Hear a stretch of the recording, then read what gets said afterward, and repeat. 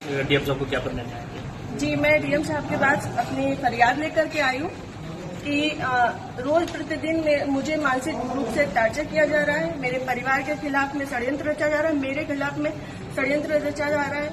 और ये षड्यंत्र के सूत्रधार जो है वो आदरणीय हमारे पूर्व सांसद सुब्रत पाठक जी, जिन्होंने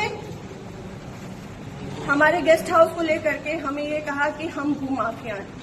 मैं आप सब लोगों को ये बात को अवगत करा देती हूँ कि हमारी जितनी भी जमीनें हैं 35-40 बीघे से ज्यादा जमीन नहीं है, और जिसमें हम मेरे खुद के नाम पे सिर्फ 3 बीघे जमीन है। और 3 बीघे जमीन वाली महिला कैसे भू माफिया हो सकती है? और 35-40 बीघे की जमीन में हम मेरे ससुर साहब, मेरी सासू माँ, मेरे हस्बैंड और मेरे देवर देवरानी 6 लोग आते हैं। इतनी सी जमीन में कैसे लोग भू माफिया हो जाते हैं? जो ये बड़ा उससे कह रहे हैं कि चपुन्ना के भू माफिया। और रही बात मेरे गेस्ट हाउस की, राधा रानी गेस्ट हाउस की, तो आज इन्हें ये पर लग रहा है कि वो हमने सरकारी भूमि में बनाया है, अवैध जमीन पे कब्जा किया है।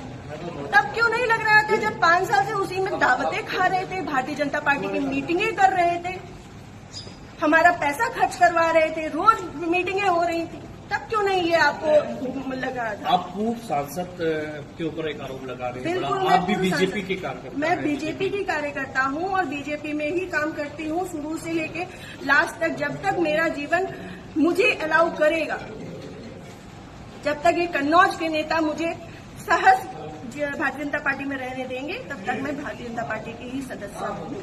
पार्टी में आपने इसकी उच्च पद पे लोगों से शिकायत की है? मैंने ये इस विषय के बारे में यहाँ से लेकर प्रदेश अध्यक्ष तक को सबको सारी बातें पता है, और आज से नहीं पता है, ये पिछले 2 सालों से पता है।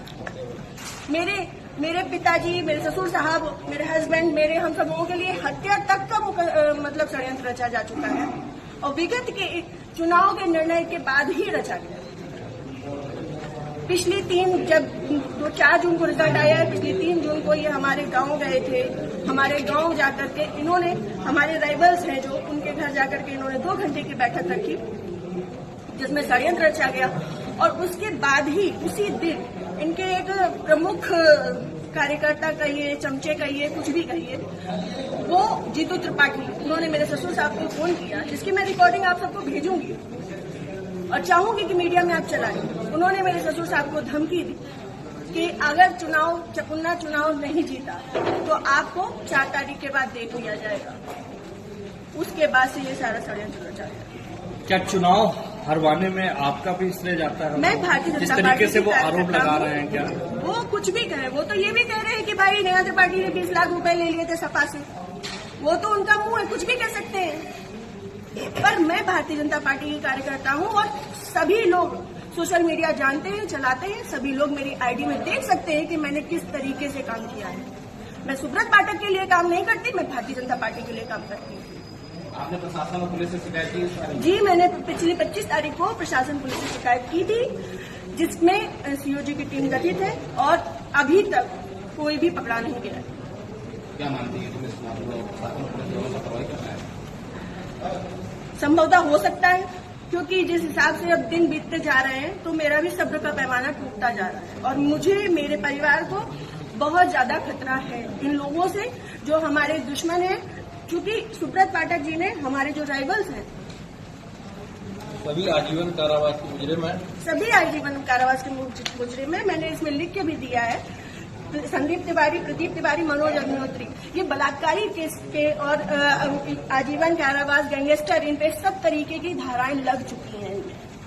ऐसे लोगों के साथ है, और जिसको इन्होंने हम लोगों की सुपारी दी है, अखिलेश यादव उर्फ चक्की, वो इनके, हाँ, यहाँ ठटिया का ही निवासी है, गांव झहुआ, वो इन लोगों के साथ में, सुब्रत पाठक के साथ में भी जेल में रहा है और इन लोगों के साथ में भी जेल में रहा है, और अभी फरार है। और इन लोगों की मोटरसाइकिल भी उनके पास है, अभी तक वो भी बरामद नहीं हुई। ये लोग सिर्फ मेरा मानसिक, शारीरिक और चारित्रिक शोषण करते आ रहे हैं 2 साल से। मैं 3 साल से मैं बहुत ज्यादा परेशान हो चुकी हूँ। अब ये चीजें नहीं होंगी। आज आपने जिलाधिकारी से बातचीत की, क्या उन्होंने आश्वासन दिया? उन्होंने मुझे पूर्ण आश्वासन दिया है कि इस पे निष्पक्ष जांच होगी, क्योंकि हमारे पास रिकॉर्ड्स भी हैं, हमारे पास सबूत भी हैं और बहुत सारी चीजों के सबूत हैं। समय आने पे मैं वो सब आपके सामने रखूंगी।